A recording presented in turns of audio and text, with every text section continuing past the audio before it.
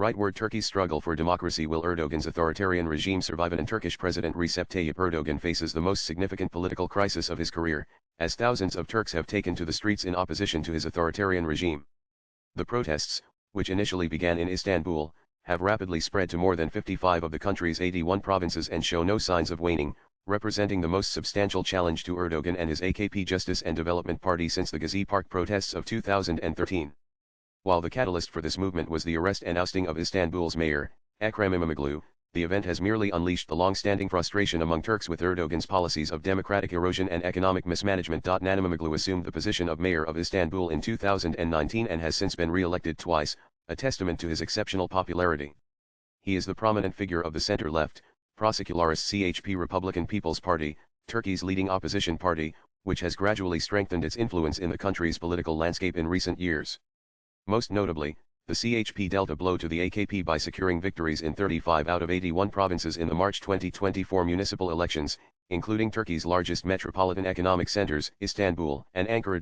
The catalyst for the current wave of protests occurred on March 19, when İmamoğlu was arrested on charges of corruption in municipal affairs and alleged connections to the banned Kurdish militant group PKK, accusing him of aiding terrorism.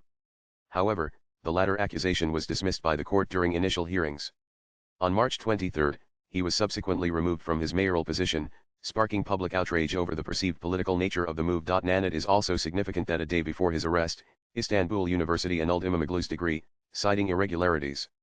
This decision was widely seen as politically motivated, given that a university degree is a requirement to run for the presidency in Turkey, and İmamoğlu was poised to be Erdogan's main challenger in the 2028 elections. Even as he expressed his intention to contest the annulment in court, İmamoğlu remarked, "I have no faith that fair decisions will come out," highlighting the judiciary's compromised state under Erdogan's rule. Since Erdogan assumed leadership of Turkey in 2003 as prime minister, and more forcefully after becoming president in 2013, he has pursued a relentless agenda of power consolidation, deeply infiltrating institutions and eroding the checks and balances inherent in a democratic political system. Attempting to reshape Turkey along the lines of neo-Ottomanism, Erdogan's rule has been marked by conservative, populist policies and an increasing centralization of authority. This was most notably evident during the 2017 constitutional referendum, which Erdogan narrowly won, fundamentally replacing the parliamentary democracy system with an executive presidency. Over the years, Turkey has experienced a rapid slide into authoritarianism, acquiring a notorious reputation for imprisoning an alarming number of political prisoners, human rights activists, journalists, and other dissenters. The 2023 report by the Committee to Protect Journalists (CPJ) ranks Turkey as the 10th worst jailer of journalists globally.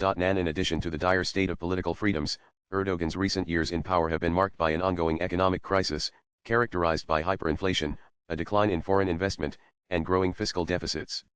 These factors have led to a significant deterioration in living standards across the country, accompanied by a sharp rise in poverty and unemployment. The ongoing anti-regime protests have, unfortunately but predictably, been met with a severe state crackdown, which has involved the use of water cannons, tear gas, plastic pellets, and pepper spray. Over 2,000 individuals have been detained since the demonstrations began, including those who posted on social media condemning the arrest of Istanbul's mayor, as well as journalists simply covering the protests, with one BBC correspondent even being deported from the country. On April 6, the leader of the CHP, Özgür Özel, pledged to continue the protests, demanding the release of İmamoğlu, who has been nominated as the party's presidential candidate, and calling for early elections by November of this year. While the CHP is providing political direction to the protests, it is primarily the youth of Turkey who have been at the forefront of challenging Erdogan's autocratic rule and advocating for democratic and secular reforms. Swipe left for next video. And furthermore, the protests have seen a convergence of diverse social and political groups, including students, leftists, pro-Kurdish factions, and even nationalists traditionally aligned with the AKP, such as the ultra-nationalist Grey Wolves. Despite Erdogan's firm control over the state apparatus, both repressive and ideological, the recent developments are a significant setback for his regime and has galvanized the Turkish populace to fight for their long-suppressed freedoms and economic welfare. The writer is an author and a columnist. His X handle is arunanandliv. Views expressed in the above piece are personal and solely those of the author. They do not necessarily reflect News 18's views. Latest blogs.